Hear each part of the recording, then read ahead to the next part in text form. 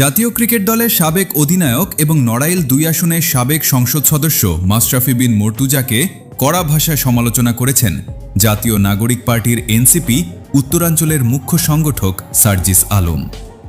গতকাল বৃহস্পতিবার ১৪ মে দুপুরে নিজের ভেরিফাইড ফেসবুক পেজে দেওয়া এক পোস্টে তিনি মাশরাফির রাজনৈতিক ভূমিকা নিয়ে বেশ কিছু বিস্ফোরক মন্তব্য করেন।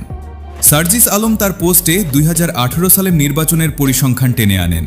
তিনি উল্লেখ করেন, ওই নির্বাচনে নড়াইল ২ আসনে মোট ৩,১৭,৮৪৪ জন ভোটারের মধ্যে ২,৭৯,৭০২ জন ভোট দিয়েছেন বলে দেখানো হয়েছিল, যা মোট ভোটের প্রায় ৮৮%। সেখানে নৌকা প্রতীকের মাশরাফি পেয়েছিলেন ২,৭১,২১০ ভোট, যেখানে তার নিকটতম প্রতিদ্বন্দ্বী ধানের শীষের প্রার্থী পেয়েছিলেন মাত্র ৭,৮৮৩ ভোট। এই অস্বাভাবিক ভোটের ব্যবধানের দিকে ইঙ্গিত করে সার্জিস লেখেন, যেদিন আপনি এই স্যার ডন ব্র্যাডম্যান মার্কা রেকর্ড ভোট নিয়ে হাসি মুখে এমপি হয়েছিলেন, নড়াইলের বাইরে নিজের কবর আপনি সেদিন নিজেই খুঁড়েছিলেন ভাই।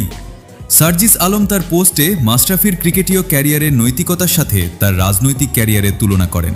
তিনি দাবি করেন, ২০২৪ সালের নির্বাচন থেকে মাশরাফির সরে দাঁড়ানোর সুযোগ ছিল, কিন্তু তিনি তা না করে পুনরায় সংসদ সদস্য হয়ে হুইপের পদ গ্রহণ করেছেন।